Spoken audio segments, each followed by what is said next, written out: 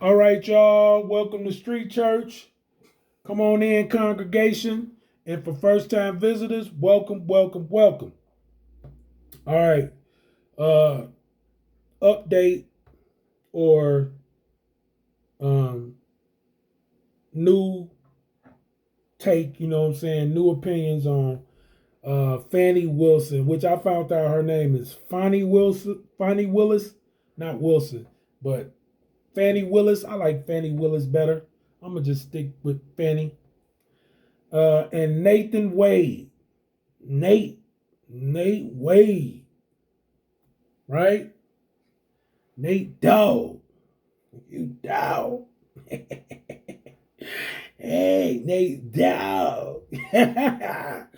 Messing around there clapping Fannie Willis. And so what I'm going to talk about right now is simply their testimonies, right? Them testifying on the witness stand. And this is what I talk about, the lack of education and being qualified and fit to be in leadership, right? But black people don't mind being lacking the qualifications to be in this leadership because it's superficial, right? They just look at the power, they just look at the influence, and they just look at the chance to embezzle, right? They don't care about their communities and getting change and creating a great legacy for themselves, one that will have impact. They don't desire, these black leaders don't desire to see young people take after them by having some integrity and doing something different from what they came out of, right? The environments most likely that they grew up in was dysfunctional, destructive, right? And harmful to them and humiliating to live in them conditions. Most likely, most black top politicians came out of these black, low income, impoverished neighborhoods, and then they make it out. They avoid the gang membership. They avoid being single moms and trapped in the dead end jobs, right? Low paying jobs. I won't say dead end jobs, but low paying jobs because they didn't do what they were supposed to do, right? To get good jobs, right? They didn't run into the criminal life and end up getting killed or locked up and incarcerated. But what they did was they took all of those elements and took it with them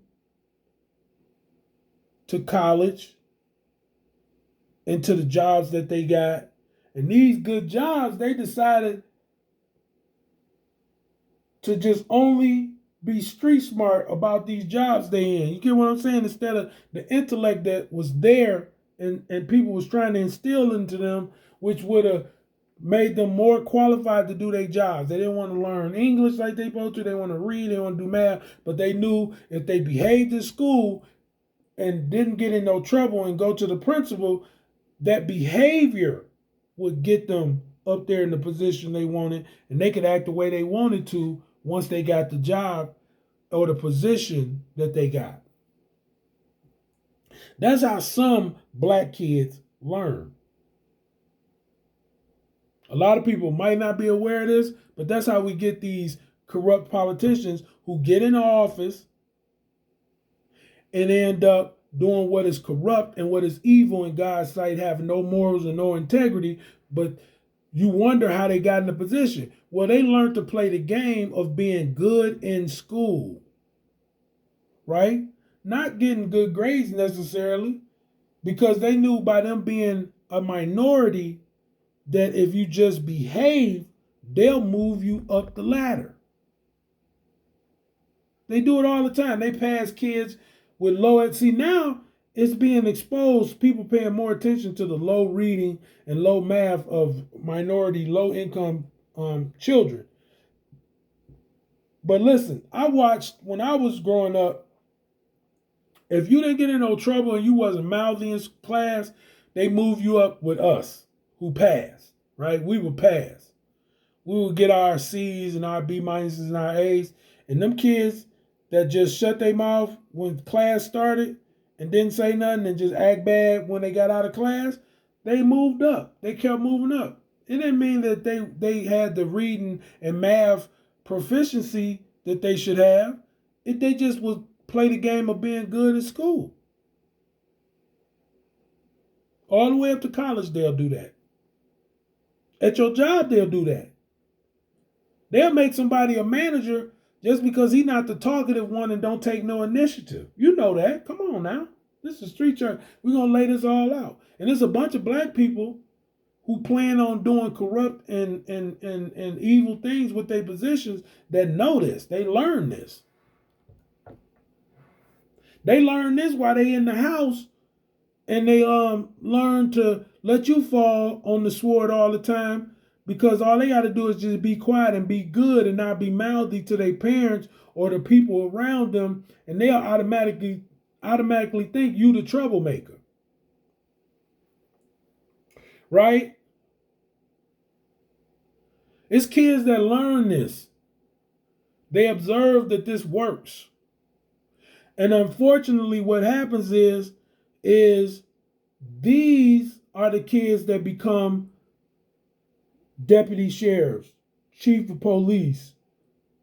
These are the black children that become our aldermen, our mayors, our governors, our city councilmen.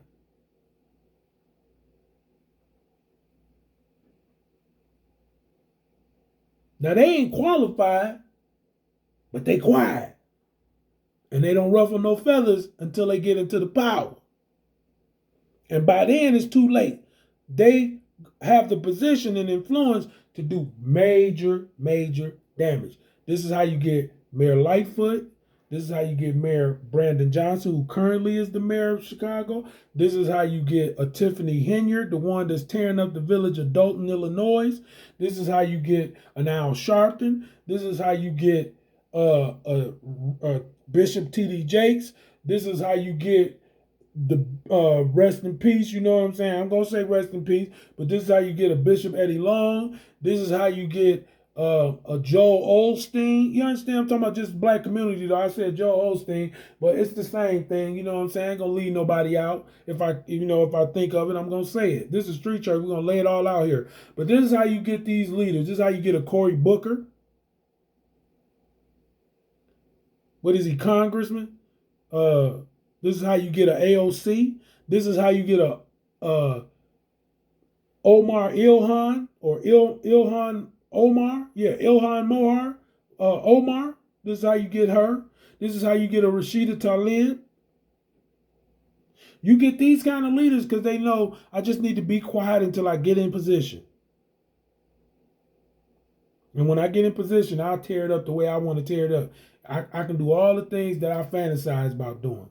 And most of the times, what they fantasize about is humiliating and hurting people with their positions of power. And usually that translates to you, the community, particularly the black community. And it's when the policies is destroying everything and hurting everything that they done put in place, it's too late, but they get exposed for not being fit to be in the positions that they're in. It happens all the time.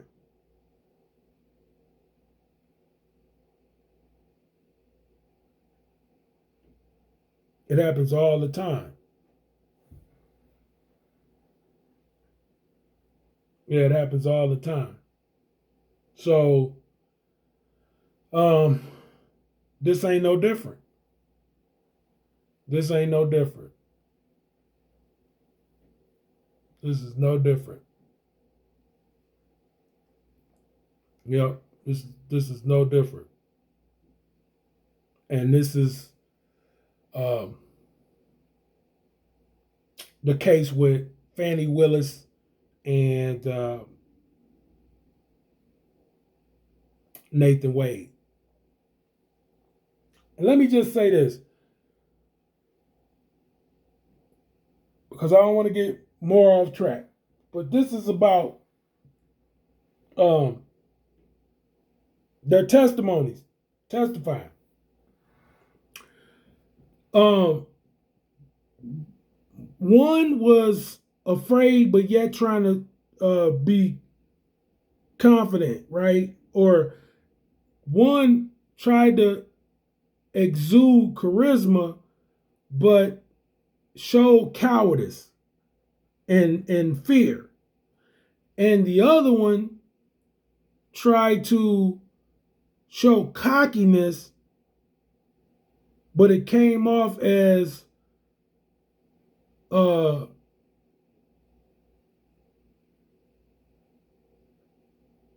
it came off as disqualified, right? One tried to act like they was, cocky, which is can you guess who it is? Nathan Wade, his testimony, him testifying on court was shaky, worried, and he was just one of those people that when he's worried, when he's shaky about something, he chooses to revert back to his charisma, right? Instead of his qualifications, right? He's supposed to be a qualified lawyer,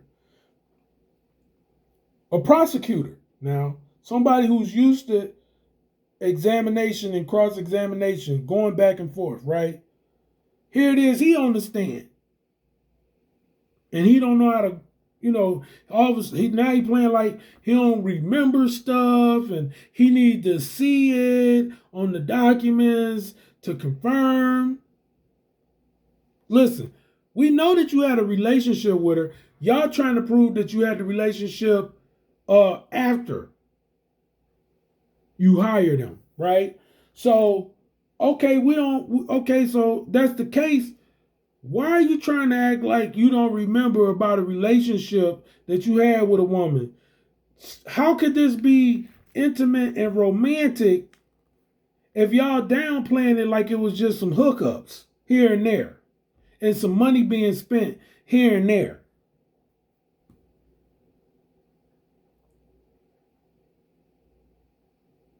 Right? How can you try to act like that? So that wasn't good. That was the telltale right there. You're trying to be nonchalant about these relationships. Nobody who's even if it is a hookup, you still gonna have things you remember about the sex, about sometimes that you met up because you were attracted to them enough to want to hook up with them.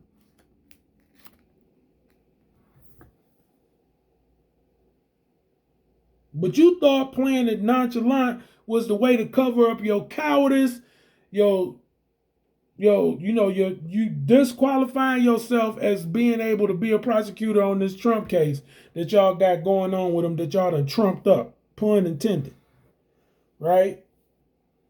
And you trying to make it seem like no, it ain't no y'all ain't going on no vacation for something that's just a hookup and not remember it.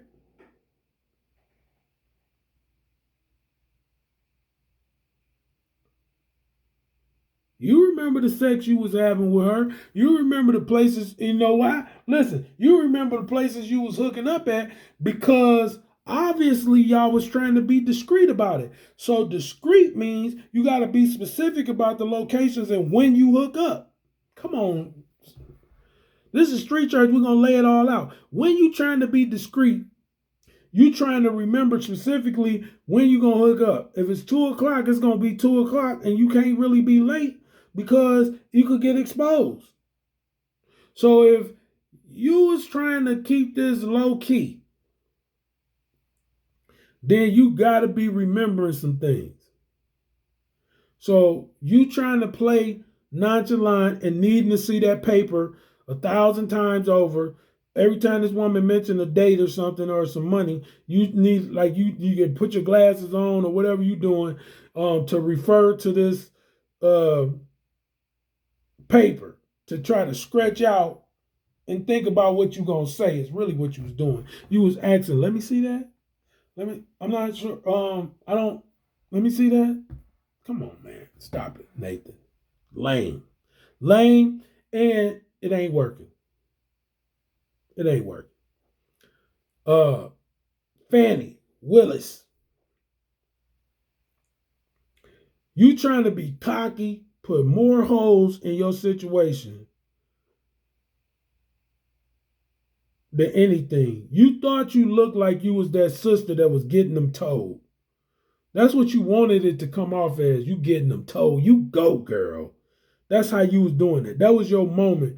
Yo, you go, girl moment. You get them.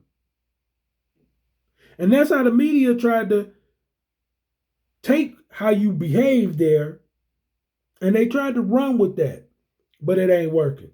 Shout out to Fox for destroying these wicked narratives that y'all try to spin.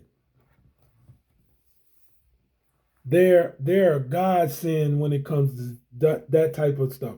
Because if it was left up to the media, they would have painted you as some girl that just really got them told. Ooh, she really got them told. But you didn't. What it made you look like, it made you look childish. It made you look unprofessional. It made you look like you were unfit and you wasn't qualified to even be the district attorney.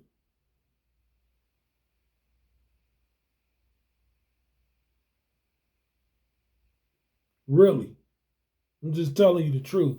It made you look, and it made it look like you've never experienced being in a court prosecuting yourself. You know, like you never prosecuted a case or worked as a lawyer. That's what it made it look. It made it just, it showed you, it exposed you as being unfit and lacking the really the education. Because who would get on the doggone stand and say he like wine, but I like Grey Goose? That was so ghetto.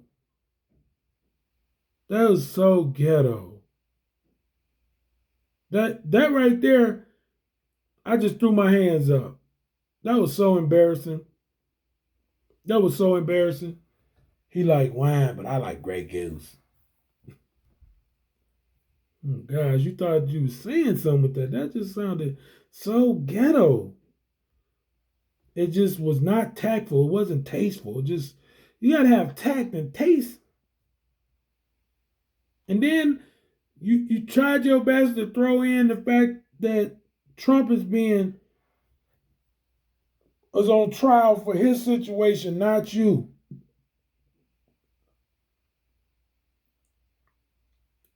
Your corruption, your crookedness, you and Nathan Wade shows no end and no remorse. And for that, I think you're going to fall, and you're going to lose the case altogether with Donald Trump. I'm calling it. And also, if you had any aspirations, you and Nathan Wade, to go up further in the ladder in law or in politics, you just struck a blow to that. You and Nathan Wade. You struck a serious blow to that. Can you recover? Can you redeem yourself? Sure you can. Anybody can. If they get on the right path and have some integrity for themselves and build some character and get the qualifications needed to get in those positions and do what's right. Yeah, you can. Yeah. But will you is the question. Will you do what's necessary to rectify, hold yourself accountable, and redeem yourself for the way you have behaved in the position that you have now before you try to elevate? You and Nathan Wade should ask yourself that. You should look in the mirror, literally look in the mirror and ask yourselves that. Your testifying on the court was incriminating, and it was terrible. More incriminating for Nathan Wade, more terrible for you. And that's why you acted out the way you did, because you know that Nathan Wade's testimony was incriminating for you both. But you did some incriminating of yourself. It's holes in what you testified on. And you didn't do yourself any service, good service, by the way you behaved on that stand. So on that, this is Street Church. I'm letting the congregation out. God bless.